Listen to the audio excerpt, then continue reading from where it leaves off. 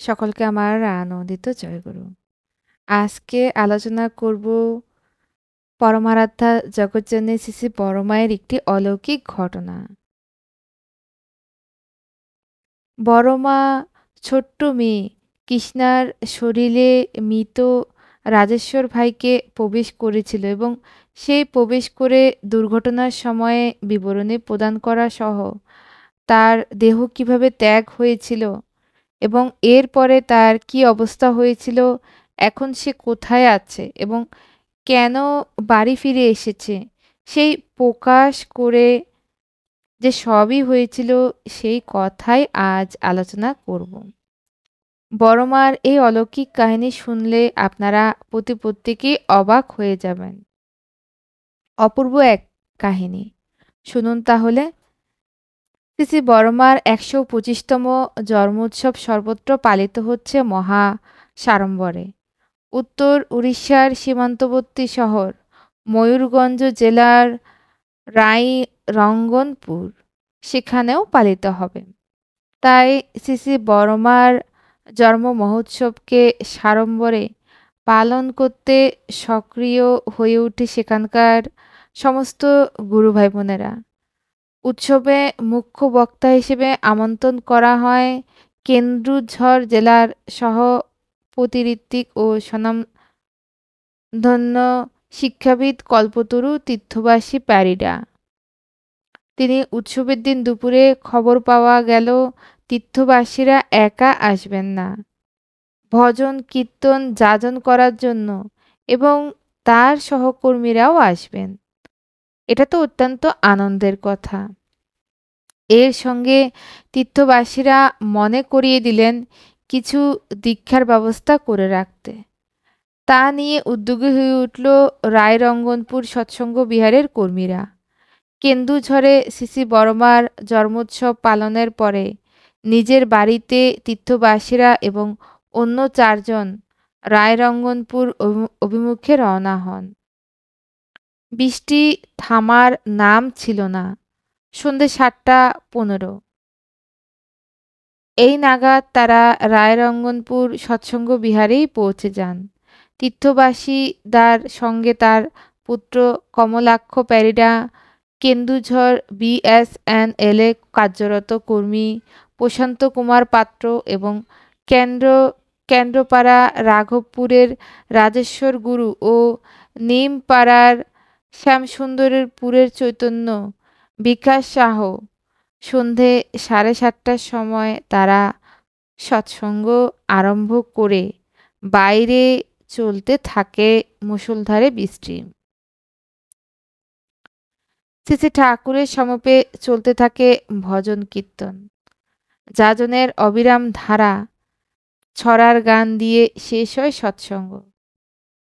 তীর্থবাসীরা স্থানীয় কর্মী বিচিত্রানন্দন পট্টনায়ক সহপতিদাকে দীক্ষার প্রসঙ্গ আবার মনে করিয়ে দেন।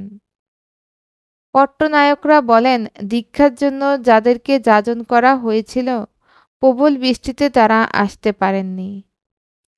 আবহাওয়া তো ভালো নেই, আপনি যদি আজ রাত্রে রায়রঙ্গনপুর থেকে যান, অনেক মানুষকে যাজন করা হয়েছে, আপনি তাদেরকে দীক্ষাও দিতে পারবেন। আমিও আপনার সঙ্গে থাকব। এ কথা বলেন এবং গেস্ট হাউসে আছে, সেখানে 2টো রুম আছে, থাকার কোনোই অসুবিধা হবে না। নানা রকম কথা তিনি বলেন। তিনি একটু চিন্তা করে রাত্রে অবস্থান করে সকালে দীক্ষা শেষ করে ফেরার প্রস্তাবে আপাতত রাজি হয়ে গেলেন একরকম। আবার পরবর্তীকালে তিনি সেই প্রস্তাব থেকে সরে গিয়ে তিনি বললেন, না, আমার অনেক কাজ আছে, আমি এক্ষুনি ফিরে যাব। এই বলে তিনি রাত্রিতেই বেরিয়ে পড়লেন। শ্রী শ্রী ঠাকুরের দীক্ষা না দিয়ে তিনি তার কাজের জন্য বেরিয়ে পড়লেন। এটাই হলো তাদের কাছে বিরাট এক সমস্যার কারণ। শ্রী শ্রী ঠাকুর বলেন, স্বার্থ পরমার্থের ভিতর যারা আপোষ রক্ষা করে চলতে চায়, এক কথায় পরমার্থই যাদের স্বার্থ হয়ে ওঠেনি, বিক্ষিপ্ত বেঘোরেই তাদের আশ্রয় হয়ে থাকে। শ্রী ঠাকুরের বিধিবিন্যাস থেকে 52তম বাণী। রাত্রি প্রায় 7:15 নাগাদ সৎসঙ্গ বিহার ছাড়েন তীর্থবাসীরা ও অন্যান্যরা। পুত্র কমলাক্ষ গাড়ি চালাচ্ছিল। সামনের সিটে বসেছিলেন তীর্থবাসীরা। তবে শেষ পর্যন্ত দীক্ষা দিয়ে না আসায় তিনি মানসিক উচাটন ও অশান্তিতে ভুগতে থাকেন। তখন প্রায় রাত্রি 1টা। রায়রঙ্গনপুরে গুরুভ্রাতা প্রণবেশ পাটনায়ককে ফোনে বেজে উঠে। ঘুম ভরা চোখে তিনি ফোন উঠান। ওপাশ থেকে শোনা যায় কমলাক্ষদার ভাইয়ের করুণ কণ্ঠস্বর। অতি আকুলতার সঙ্গে তিনি জিজ্ঞেস করেন, কি কে বলেছেন? প্রণবেশদা বলেন, আমি প্রণবেশ বলছি। কমলাক্ষ ভাই বলে, গাড়ি একটা গাছে ধাক্কা লেগেছে। আপনি 108 নম্বর অ্যাম্বুলেন্সকে ফোন করুন। বোধহয় আমি ছাড়া গাড়িতে কেউ আর জীবিত নেই। এইটুকু কথার পরে ফোন কেটে যায়। নিমেষেই এই সংবাদ প্রচারিত হয়ে যায়। কিছু সময়ের ভেতরে ওই স্থানে সরদারপুরের অ্যাম্বুলেন্স সহ তীর্থবাসীরা, আত্মীয় গুরুভ্রাতারা উপস্থিত হন। কেন্দুঝর থেকে 58 কিলোমিটার দূরে একটি গাছের সঙ্গে গাড়িটি ধাক্কা লাগে। হাসপাতালে আনার পর জানা যায় যে ঘটনাস্থলেই তীর্থবাসীদা, প্রশান্তদা, রাজেশ্বরদা ও চৈতন্যদা প্রাণ হারিয়েছেন। সৌভাগ্যবশত কমলাক্ষ ভাই জীবিত আছেন, কিন্তু তিনি গুরুতরভাবে আহত হয়েছেন। এই ঘটনা সমগ্র উড়িষ্যা সৎসঙ্গ পরিসরে শোকের ছায়া নিয়ে আসে। সবার মনে অনেকে প্রশ্ন, এবং প্রশ্ন একটাই, সৎসঙ্গ থেকে ফিরছিলেন, দুর্ঘটনা হলো কি করে? গাড়ির গতি কি বেশি ছিল? চালক কি ঝিমিয়ে ঝিমিয়ে গাড়ি চালাচ্ছিল? সবাই কি ঘুমিয়ে পড়েছিল? কেন রায়রঙ্গনপুরে না থেকে এত রাত্রে যাত্রা করেছিল? অঘটন ঘটার পরে এই সব প্রশ্ন প্রায় অর্থহীনই বলা যায়। আমাদের প্রিয়জনের সঙ্গে এই রকম ঘটনা ঘটে থাকে, আমরা মর্মাহত। কিন্তু এও সত্য যে স্বয়ং বিধাতা ও বিধির অধীন সব ঘটনার কার্যকরণ থাকে। এটা আমাদের অগোচর, কিন্তু দ্রষ্টা পুরুষ আগত। অনেক সময় আমাদের বিপদের মুখে থেকেও বাঁচতে না পেরে তিনিও গভীর মর্মবেদনায় কষ্ট পান। সেই জন্যই শ্রী ঠাকুর সুনিয়ন্ত্রিত চলনের উপরে গুরুত্ব আরোপ করেছেন। এই ঘটনা ঘটার 6 দিন পর ঘটল এক অলৌকিক ঘটনা। আজকের দুনিয়ায় অবিশ্বাস্য হলেও এটা সত্য কথা। রাজেশ্বর গুরুর গ্রাম কেন্দাপাড়া জেলার রাঘবপুর থেকে আসে এই খবর। তার জ্যেষ্ঠ ভ্রাতার মেয়ে কৃষ্ণা গুরুর শরীরে রাজেশ্বর ভাই প্রবেশ করে। দুর্ঘটনার সময় বিবরণী প্রদান করা সহ তার মৃত্যু কেমন অবস্থায় হয়েছিল ও মৃত্যুর পরে কি হয়েছিল, সে এখন কোথায় আছে, বাড়ি কেন এসেছে তা প্রকাশ করে। ওই দিনটি ছিল 5ই আগস্ট। তার আগের দিন অর্থাৎ 4থা আগস্ট রাজেশ্বর ভাইয়ের জ্যেষ্ঠ ভ্রাতা রবিশঙ্কর গুরুর জ্যেষ্ঠ কন্যা হঠাৎ অসুস্থ হয়ে পড়েন। তিনি নবম শ্রেণীর ছাত্রী কৃষ্ণাকে নিকটস্থ হাসপাতালে নিয়ে চিকিৎসা করান। হাসপাতাল থেকে ফিরে আসে কৃষ্ণা, এসেই ঘুমিয়ে পড়ে। পরের দিন সকালে 5ই আগস্ট রাজেশ্বরদার ভাইয়ের খুড়তুতো ভাই গুরুপ্রসাদ সেই মেয়েকে দেখতে পান। কৃষ্ণা খাটে ঘুমিয়ে, পাশে বসেছিলেন রাজেশ্বরের মা। এই সময় মেয়ের বাবা রাজেশ্বরের জ্যেষ্ঠ ভ্রাতা স্নান করে আসেন। ঘরের দুঃখপূর্ণ পরিবেশকে হালকা করার জন্য গুরুপ্রসাদ ভাই হাতে তালি দিয়ে শ্রী ঠাকুরের একটি ভজন গাইতে থাকেন। খাটে তাল দিয়ে গেয়ে চলেন। এই সময় চোখ খুলে তাকায় কৃষ্ণা। গানে মুগ্ধ হয়ে যাওয়ার মতো অনুভব হয়। রবিশঙ্কর জিজ্ঞেস করেন, কি দেখছিস, গানের সঙ্গে বাজাবি? কৃষ্ণা কাল বিলম্ব না করে উত্তর দেয়, হ্যাঁ আমি বাজাবো। রবিশঙ্কর বলেন, তোকে একটা নাল এনে দেব, তুই বাজাবি? এবারও কৃষ্ণা বলে, হ্যাঁ। এবার গান বন্ধ করে গুরুপ্রসাদ কৃষ্ণাকে জিজ্ঞেস করেন, তুই কি নাল বাজানো শিখেছিস? তার সেই প্রশ্নে সে নিরুত্তর থাকে। এই স্বল্প বার্তালাপের পরে কথা থেমে যায়। কৃষ্ণা ঘুমিয়ে পড়ে। হঠাৎ গুরুপ্রসাদ আবিষ্কার করে কৃষ্ণা পায়ের উপর পা রেখে ঘুমাচ্ছে। গুরুপ্রসাদ আশ্চর্য হন। কৃষ্ণা তো এমনভাবে কোনো দিনই ঘুমায়নি। তিনি রাজেশ্বরের মাকে জিজ্ঞেস করেন, জেঠিমা, কৃষ্ণা কি এমন পায়ের উপর পা রেখে ঘুমায়? তিনি বলেন, না তো, মেয়ে তো এভাবে কোনোদিনই ঘুমায়নি। গুরুপ্রসাদের মনে পড়ে যায় রাজেশ্বর এইভাবে পায়ের উপর পা রেখে ঘুমাতো। এই সব ঘটনাক্রমে গুরুপ্রসাদের মনে সন্দেহ জাগায়।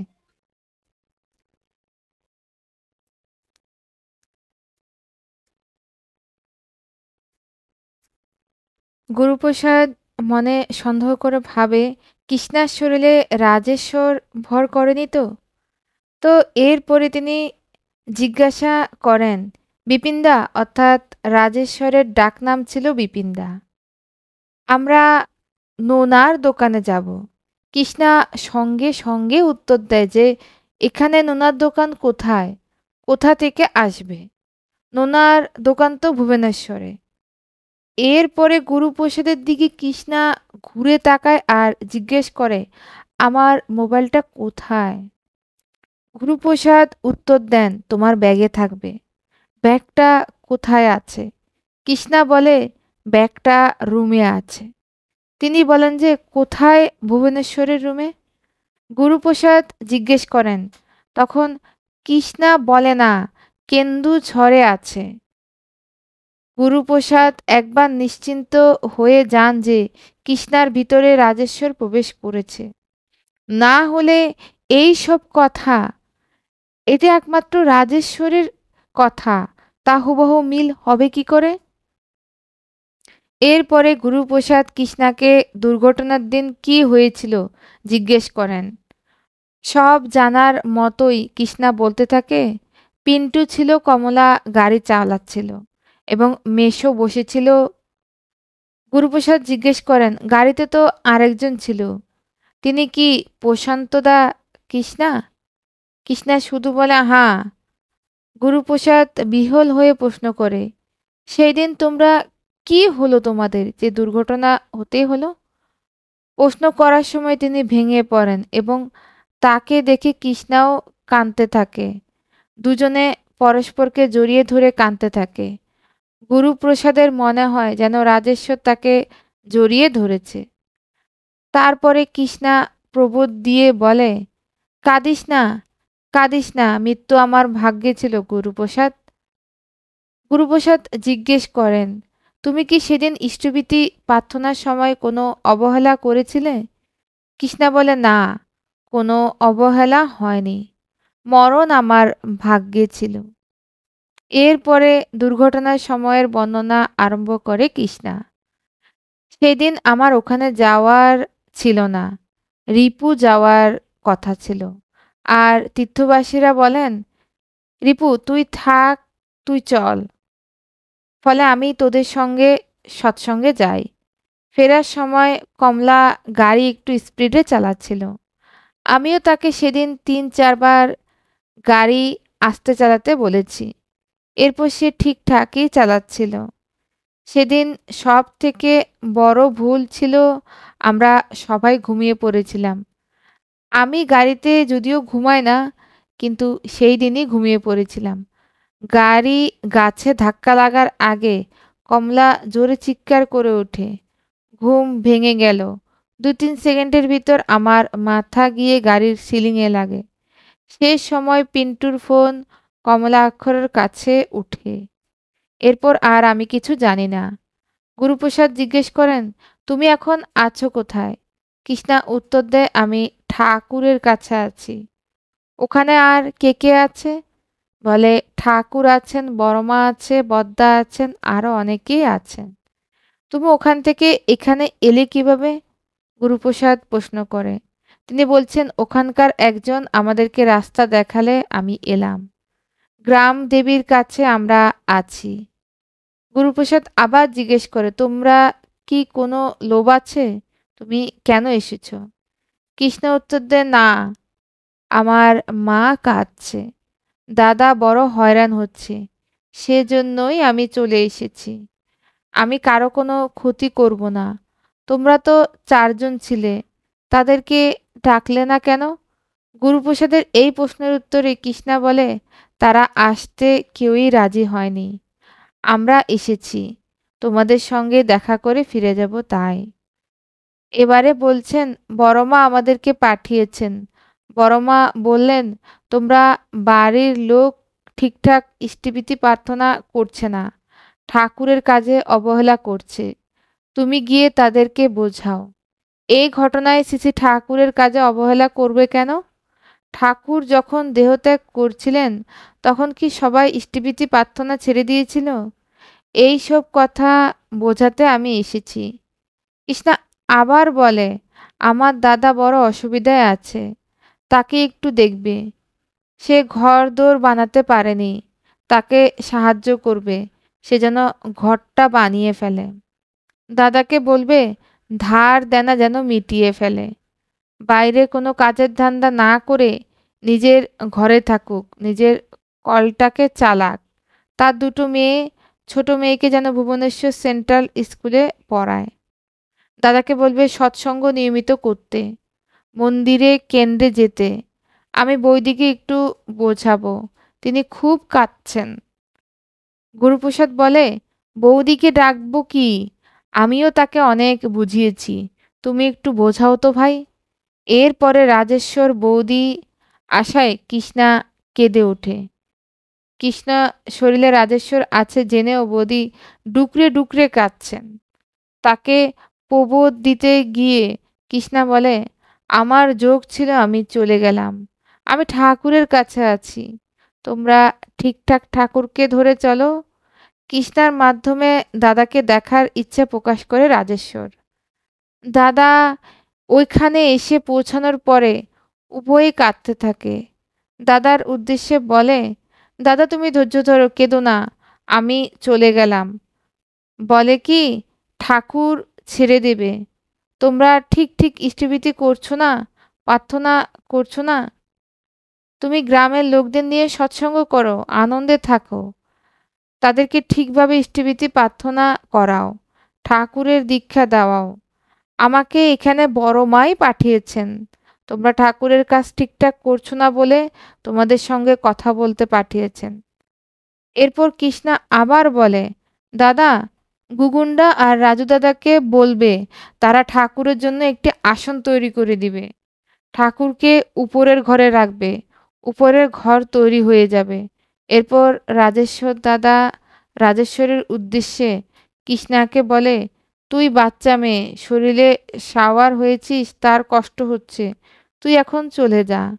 কৃষ্ণা বলে, আচ্ছা আমি চলে যাচ্ছি, তোমরা বন্দে পুরুষোত্তম ধ্বনি দাও তো। ধ্বনি দেওয়ার পরে কৃষ্ণা একটু ছটফট করে তারপর স্বাভাবিক হয়ে ওঠে।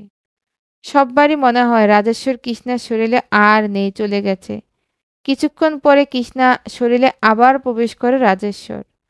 তার শরীরের উপশম দেখে সবাই বুঝতে পারল। তখন গ্রামের 5-6 জন লোক সেখানে উপস্থিত ছিল। গুরুপ্রসাদ জিজ্ঞেস করেন, তুই তো চলে গেছিলি, আবার এলি কেন? উত্তরে কৃষ্ণা আবার বলে, আমার মা ভীষণ কাঁদছে, থাকতে পারলাম না, চলে এলাম। তোমরা তাকে একটু সান্ত্বনা দাও তো দেখি। এরপরে তার 2 ভাইঝির পড়াশোনা নিয়ে সাহায্য করতে গুরুপ্রসাদকে আবার বলে তোমরা নিয়মিত সৎসঙ্গ করবে। আমাদের গ্রামে যে ঠাকুরের শ্রীমন্দিরের কাজ আধা আছে, সেটাকে সম্পূর্ণ করবে। পিন্টুকে ডাকো, আমি তাকে কিছু বলবো। পিন্টু আসার পর তাকে বলে, গ্রামের ছেলেদেরকে একত্র করে সৎসঙ্গের কাজ শেষ করবে। সবাই তোমাকে সাহায্য করবে। ঠাকুরের ইচ্ছা আছে এখানে মন্দির হোক, সেই জন্য তোমরা লেগে আধা কাজকে সম্পূর্ণ করবে। আমার মরা নিয়ে তোমরা আদৌ চিন্তিত হবে না, আমার জন্য সৎসঙ্গ করবে। এই সময় ওখানে উপস্থিত থাকা গুরুভাতা শিশিরদা বলেন, তুই তো ঠাকুরকে ধরেছিলি, মারা গেলি, আমরা কেন আর সৎসঙ্গ করব? উত্তরে কৃষ্ণা বলে, আমি মরে গেলে কি হলো, স্বয়ং ঠাকুর চলে যাওয়ার পরে কি সৎসঙ্গ বন্ধ হয়েছে? তোমরা ভালোভাবে সৎসঙ্গ করবে, চেনা জানা গুরু ভাইদের ডাকবে, গ্রামে যেখানে বেশি লোক বসতে পারে সেইখানেই সৎসঙ্গ করবে, ক্ষিতিদা শুভদাকে আসতে বলবে, গুলু স্যারকে না ডাকবে, বাপিদাকে বলবে এসে কীর্তন করতে। আমাদের এরিয়ায় ভালো বক্তা নেই, একজন বক্তাকে ডাকবে যিনি ঠাকুরের ভাবধারা সবাইকে ভালোভাবে বোঝাতে পারেন। এই সব বলার পর কৃষ্ণা খুব জোরে জোরে কেঁদে ওঠে। উপস্থিত গ্রামের লোক জিজ্ঞেস করে, তোর মরার জন্য কে দায়ী? কৃষ্ণ উত্তর দেয়, আমি মরার জন্য কেউ দায় না, আমিও কাউকে দায়ী করছি না। আমার মৃত্যুর সময় হয়ে গেছে, মৃত্যুর যোগ ছিল, তাই মারা গেলাম। আমার জন্য কেউ চিন্তা করো না, আমি ঠাকুরের কাছে আছি। গুরুপ্রসাদ জিজ্ঞেস করে, তুমি যদি ঠাকুরের কাছে আছো তবে বারবার চলে আসছো কেন? উত্তরে কৃষ্ণা বলে, আমাকে বড়মা বলেছেন 10 সাহ পর্যন্ত ওখানে থাকবি, সেই জন্য আছি। এরপরে সবাই বলে, ঠিক আছে, এবার তুমি যাও। এবার আর ধ্বনি দেওয়ার কথা না বলে কৃষ্ণা আবার কিছুক্ষণ ছটফট করতে থাকে। কৃষ্ণার শরীর থেকে বোধহয় রাজেশ্বরের প্রস্থান করেছে। এই ঘটনা স্পষ্ট করে যে যদিও লৌকিকভাবে রাজেশ্বরের দুর্ঘটনায় মৃত্যু হয়েছে, কিন্তু ঠাকুর তাকে ছাড়েননি। যে তার অবয়ন্ত একবার ধরেছে, তিনি তার হাত কখনো ছাড়েন না। সে এপারই হোক আর ওপারই হোক, শুধু তার প্রতি গভীর বিশ্বাস প্রয়োজন। শ্রী ঠাকুর সত্য অনুসরণে বলেছেন, সৎকর্মীর কখনো অকল্যাণ হয় না। অধিকাংশ সময় মানুষ কোনো দুর্ঘটনায় কার্যকরণ সম্পর্কে অবগত না থাকায় লৌকিকভাবে ঘটতে থাকা দুঃখ ঘটনায় ম্রিয়মাণ হয়ে ওঠে। ঈশ্বরের প্রতি, গুরুর প্রতি অবিশ্বাস আসে দীক্ষা অনুচলনে ব্যতিক্রম হয়ে ওঠে। বরং এই সময় শ্রী ঠাকুরকে অধিক টানের সঙ্গে ধরে চলতেই মঙ্গল। রাজেশ্বরের আগমন এই তাৎপর্যকেই প্রতিপাদিত করেছে। আরও প্রমাণ করেছে, পরলোক বলে যদি কিছু থাকে তবে তার গতি ইহলোকের কর্মের উপরই নির্ভর করে। শ্রী ঠাকুর বললেন, ইহলোকে তুমি যেমন চলবে, যেমন করবে, সত্তায় উন্নীত করে তাই কিন্তু তোমার পরকালে নির্ধারিত করে তুলবে। এই ছিল আজকের বড় মায়ের গল্প। সবাইকে আমার আনন্দিত জয়গুরু।